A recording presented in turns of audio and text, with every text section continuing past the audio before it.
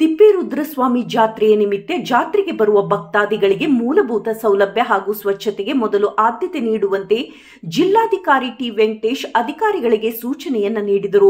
March 16ರಂದು Shri ಗುರು ತಿಪ್ಪೇರುದ್ರಸ್ವಾಮಿಯ ರಥೋತ್ಸವ ನಡೆಯಲಿದ್ದು, ಈ ರಥೋತ್ಸವಕ್ಕೆ ಸುಮಾರು 5 ರಿಂದ 6 ಲಕ್ಷ ಭಕ್ತಾದಿಗಳು ಬರುವ ನಿರೀಕ್ಷೆ ಇದೆ.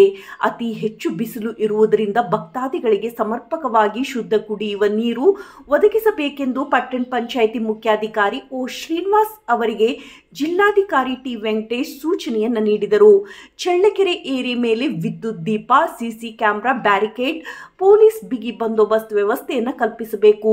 ಶ್ರೀ ಗುರು ತಿಪ್ಪೇರುದ್ರಸ್ವಾಮಿ ನಿರ್ಮಿಸಿರುವ 2 ಕೆರೆಗಳು ಭರ್ತಿಯಾಗಿದ್ದು, ಜಾತ್ರೆಗೆ ಬಂದಂತಹ ಭಕ್ತಾದಿಗಳು ಕೆರೆಗೆ ಇಳಿಯುವ ಸಾಧ್ಯತೆ ಇರುವುದರಿಂದ ಜಾಗೃತ ವಹಿಸಬೇಕೆಂದು ಪೊಲೀಸ್ ಇಲಾಖೆ ಅಧಿಕಾರಿಗಳಿಗೆ ಸೂಚನೆಯನ್ನ ನೀಡಿದರು.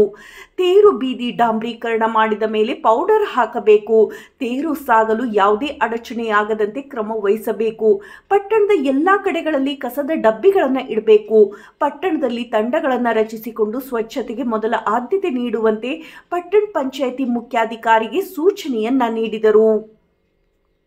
ಈ ಸಂದರ್ಭದಲ್ಲಿ ಚಳ್ಳಕೆರೆ ತಹಶೀಲ್ದಾರ್ ರೆಹಾನ್ ಪಾಷಾ, ಶ್ರೀ ಗುರು ತಿಪ್ಪೇರುದ್ರಸ್ವಾಮಿ ದೇವಸ್ಥಾನ ಕಾರ್ಯನಿರ್ವಹಣಾಧಿಕಾರಿ ಎಚ್ ಗಂಗಾಧರಪ್ಪ, ಸದಾಶಿವಯ್ಯ, ಪಟ್ಟಣ ಪಂಚಾಯಿತಿ ಮುಖ್ಯಾಧಿಕಾರಿ ಓ ಶ್ರೀನಿವಾಸ್, ಕಂದಾಯ ನಿರೀಕ್ಷಕ ಚೇತನ್ ಕುಮಾರ್, ದೇವಸ್ಥಾನದ ಸಿಬ್ಬಂದಿ ಸತೀಶ್, ಮಾಜಿ ಗ್ರಾಮ ಪಂಚಾಯಿತಿ ಸದಸ್ಯ ಶ್ರೀಕಾಂತ್, ತಳಕು ಮತ್ತು ನಾಯಕನಹಟ್ಟಿ ವೃತ್ತ ನಿರೀಕ್ಷಕ ಹನುಮಂತಪ್ಪ, ಎಂ ಶಿರೇಹಳ್ಳಿ, ಪಿಎಸ್ಐ ದೇವರಾಜ್, ನಾಯಕನಹಟ್ಟಿ ಬೆಸ್ಕಾಂ ಶಾಖಾಧಿಕಾರಿ ಎನ್ಬಿ ಬೋರಣ್ಣ, ಪೊಲೀಸ್ ಸಿಬ್ಬಂದಿಗಳ ಅಣ್ಣಪ್ಪ ನಾಯಕ್, ರಾಜು ಮತ್ತಿತರರು ಇದ್ದರು.